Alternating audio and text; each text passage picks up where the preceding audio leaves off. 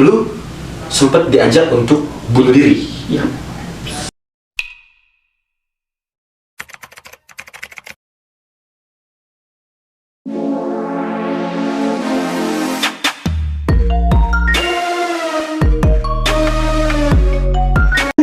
Selamat datang di Amriva Channel. Oke, kali ini gue bareng sama Cep. Udah gak apa-apa, lanjut aja. Jadi kali ini gue bareng sama Cep. Nama gue Gentar gak sih? Oh iya, Cep Muhyiddin Gentar Alam. Asik. Terserah lu pada dah mau manggil apa. Gue biasanya manggilin Cep. Sip. Gitu. Dan di video kali ini gue bakalan dengerin ceritanya Cep. Gitu. Cerita tentang apa? Hah? Gue gak tau anjing. Yang lu ceritain tadi sebelum video ini, belum kita tag. Jadi gue bakal ceritain tentang salah satu teman gue, dari banyak teman gue sih sebenarnya. Cuman dia dari golongan yang nggak bisa dilihat sama manusia normal. Jadi lu punya teman hantu lah. Iya, Punya mungkin. teman hantu. Udah kayak jurnalis aja. Ya, Oke, terus gimana awalnya? ya. Gue ketemu dia waktu tahun 2016. Enggak, no. 2018, 2019, gue lupa. Tepatnya. Jadi waktu itu gue datang ke satu tempat, gue nggak boleh sebutin, salah satu tempat sekolah lah mungkin ya, salah satu tempat sekolah di mana saat itu gue ngajar di tempat itu. Nah, waktu jam maghrib gue harus ke tempat itu dengan sangat terpaksa nih. Gue sangat terpaksa. Gue harus masuk ke dalam tempat itu. Posisi motor gue tuh nyorot ke salah satu gedungnya, gitu kan. Posisi lampu motor gue tuh nyorot ke gedungnya. Jadi lu datang nih, Yap. pakai motor datang. Gue gimana sih? Terus lampu motornya Nyorot ke gedungnya. nembak ke salah satu gedung. Ya, Oke, terus dan ya gue lihat dia untuk pertama kalinya saat itu. Terus singkat waktu gue ngambil apa yang harus gue ambil saat itu, chargeran gue. Pas gue lihat lagi, kirain gue itu salah satu murid di tempat itu. Ternyata pas gue lihat lagi, dia bukan murid di tempat itu, karena itu sekitar jam 6 sore.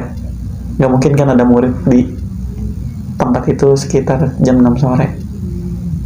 Nah, berarti anak-anak. iya, dia anak-anak umur 9 tahun. Oke, umur 9 tahun.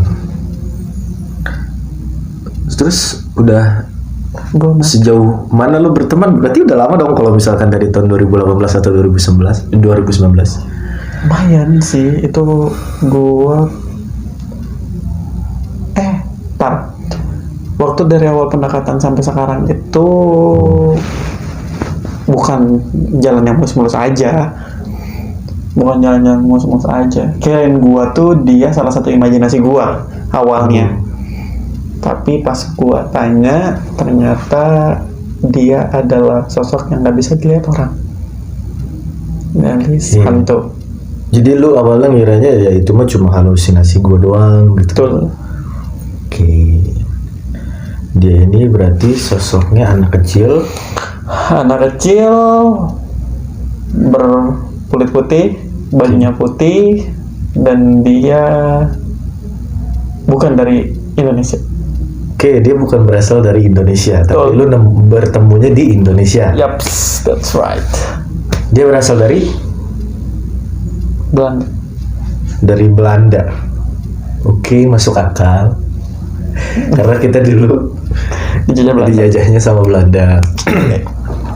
Untuk kan kalau gue lihat kan kayak misalkan di jurnalisa kan ada tuh ya, dia punya temen tuh. Iya. Ya kan kayak Peter CS dan yang lain-lain gitu kan, yang Peter CS lah. Gitu. Itu ada nama tuh. Si ini ada nama kan nih, hantu Belanda yang jadi temen lo ini? Ada. Oke. Terserah sih mau lu sebutin, silahkan, mau enggak juga nggak jadi masalah. Namanya Dimas. Dimas. Tapi namanya kayak orang-orang Indonesia ya? Iya. dulu dia pernah cerita saat itu. Oke. Dia pernah cerita gue masuk ke dalam dunia dia. Saat itu gue juga dibantu sama seseorang untuk masuk ke dalam dunia dia. Gue bukan tipe orang yang percaya. Sampai akhirnya gue percaya. Gue masuk ke dalam dunia dia dan dia ngeliatin sisi buruknya. Bukan kejadian dia kenapa dikasih nama Dimas saat itu. Oke, jadi lu enggak dong. Orang udah serius. Orang udah serius. Tunggu part 2. Jadi ini ya, apa maksudnya? Lu diajak flashback di masa dia waktu itu gitu. Betul. Oke. Berarti secara nggak langsung lu bisa lihat lah gitu. Jadi Indigo musik kalau gue. Indigo musik kalau gue. Oke, lanjut. Jadi lu ketika lu dibawa flashback, lu tahu sejarah dia gimana dulunya sampai sedikit pada, sih. Ya sedikit mungkin sampai pada akhirnya dia berada di tempat itu. Dan oke lah, mungkin itu mah bisa ceritain. Silahkan, kalau enggak juga nggak jadi masalah. Atau lu mau ceritain bagaimana awal mulanya dia mau jadi teman lu juga nggak jadi masalah. Gue ceritain gimana ya. Oke, awal mulanya aja jadi temen gue kali ya. Iya, itu dulu. Jadi saat itu tuh gue saat itu gue ketemu untuk kedua kalinya itu dia masih ada di tempat yang sama saat itu ya. Saat itu dia masih ada di tempat yang sama sampai akhirnya gue nggak sadar kalau misalnya gue diikutin sama sosok ini Sampai rumah. Yaps. Sama rumah. Gue nggak tahu kenapa gue sesensitif itu. Awalnya gue nggak pernah sensitif sampai akhirnya gue ketemu sama sosok ini, gue jadi super sensitif. Gue ketemu dia, akhirnya sebelum dia ngobrol ya gue nanya dulu ke dia sih. Cuman gue bingung sih gue ngedeskripsinya gimana. Dia ngikutin gue sampai akhirnya gue lost control saat itu. Lost control. Dia bilang bahwasannya gue mau berteman sama lu gitu sih, cuman dia pengen berteman sama gue setelah dia gitu, dan gue hampir 1 atau 2 minggu gitu dia bilang ke gue bahwasannya lu mau gak jadi teman gue, singkatnya seperti itu sih. Lu mau gak jadi teman gue? Terus gue bilang ya emang gue mau jadi teman lu. Gue gak mau sih awalnya gue gak mau karena gue ngerasa keganggu Brody. Okay. Gue ngerasa keganggu. Dia jadi teman lu nih. Iya. Dia mempunyai keinginan untuk berteman dengan manusia dan itu berteman dengan lu. Iya. Oke, dan lu awalnya nggak terima kalau misalkan dia mau jadi teman lu. Iya. Karena benar sih kata Teresa saat itu. Gue nggak tahu sih. Gue saat itu belum kenal si Teresa Saraswati ini. Gue nggak ngikutin dia. Tapi pas saat itu udah di fase yang gue hampir temenan sama dia itu, akhirnya gue setuju dengan omongan Teresa bahwasannya dia pernah ngajak gue untuk ikut sama dia, at least meninggal mungkin. Berarti kisahnya nggak jauh beda kali ya sama Teresa yang ada di jurnalisnya ini, karena dia pernah cerita terus dituangin juga nggak sih dalam bukunya? Iya. Yang misalkan dia coba untuk diajak bunuh diri gitu kan? Iya. Oke. Jadi lu sempat diajak untuk bunuh diri? Iya. Oke. Terus berkali-kali. Ya. Oke. Hal apa yang sempat lu mau lakuin atas dasar ajakan dia? Kan mungkin kalau Teresa kan cerita di mana-mana ada yang suruh loncat dari angkot gitu kan. Kalau lu inget tuh Teresa cerita begitu. Minum obat. Iya, sama jatuhin diri kalau nggak salah di motor. Jatuhin diri di motor. Ya, dia itu berkali-kali gitu loh mintanya. Oh, kayak ya udah dong, ayo kamu jatuh gitu. Ya, dibilang ya, tuh juga aku nggak akan kenapa gitu, sampai sekarang aku masih bisa temenan, masih bisa ngeliat kamu kayak gitu loh. Terus gue bilang, oh ya juga ya gitu. Awalnya gue mikir gue gak mau. Dan lo awalnya iya aja gitu? Iya. Oke. Gue harus gimana? Berarti secara nggak langsung lu tuh dibujuk gitu? Iya, itu berkali-kali, Jar. Bukan 1-2 kali loh. Itu berkali-kali. Itu bukan lagi satu ajakan yang kayak yuk ikut yuk gitu. Cuman gue awalnya kayak masa sih gitu, masa sih gitu. Tapi ya udahlah gitu 1-2 kali oke, cuman kalau berkali-kali saya nggak ngeganggu ya. Oke, teman-teman, mohon maaf tadi kita potong dulu sebentar karena ada satu hal. Gitu. Oke, lanjut tadi sampai mana? Sampai lu mau diajak bunuh diri tuh. Iya, jadi gue diajak bunuh diri itu berkali-kali sih. Yang tadi gue ceritain di awal kan, jadi gue diajak bunuh diri berkali-kali. Dan ya, karena saat itu gue ngerasa ya udah, gue butuh seseorang yang bisa dengerin gue, walaupun emang nggak gila sih sebetulnya. Cuman ya dia baik gitu loh, enak. Gimana ya? Dia bisa nemenin gue. Lu tuh karena kesendirian lu dan mulai berteman dengan dia, gitu kan? Atau bisa dibilang lu introvert? Iya. Hah? Iya, enggak sih sebenarnya, cuman gue saat itu di posisi yang gue banyak temen, gue juga banyak kenal, banyak teman lah, gue banyak temen. Jadi kalau dibilang gue kesepian, ya enggak sebenarnya, cuman ya gitu, gue mungkin butuh seorang yang bisa ngerti gue aja kali. Oke, dan dia mengerti pada saat itu. Apa sih? Ya dia mengerti, tapi Oke, dia tapi nggak ngehakinin. Beda. dengan manusia. Yaps. Oke, gue paham. Dan semenjak dia ikut sama lu nih, dia berteman dengan lu, berarti secara gak langsung dia gampang dong buat dipanggil gitu. Kalau misalkan lu lagi di kamar gitu. Iya, itu gampang banget mau dipanggil. Oke. Dulu ya. Iya. Kita cerita dulu ya. Iya. Kita dulu. cerita tentang dulu. Iya, dulu. Lu ini berteman Iya. dengan dia. Lu bisa geseran aja ke sini. Ya, dia gampang banget. Oke, dan lu bisa deskripsi nggak sih sosok itu gimana gitu kan, tadi kan putih. Oke. Oke. Dia anak, kalau lu tuh bisa bayangin, dia tuh anak umur 9 tahun Oke. dengan perawakan sekitar 150 atau 160 cm. Dia pakai baju putih, celananya pendek, baju anak sekolah.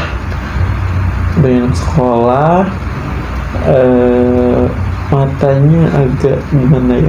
Oh ya, dia punya senyum yang manis. Intinya dia punya senyum yang manis. Kulitnya putih bersih. Anak seragam sekolah mana nih? Putih pakai celana pendek, paham gak sih? Kayak seragam sekolah anak sanawiyah kali. I know, panjang. Tapi ini celana pendek. Dia pendek. Dia saudara. Dan dia kurus. Oke. Apakah dia punya teman-teman Belandanya lagi? Enggak. Apa dia sendirian aja? Dan ini. Oke. Karena- Maka dari itu kenapa dia pengen cari teman kali gitu? Karena dia diintimidasi. Oke, dia intimidasi. Kenapa tuh? Kenapa? Nanti gue nggak akan cerita di sini. Oke, gak apa-apa.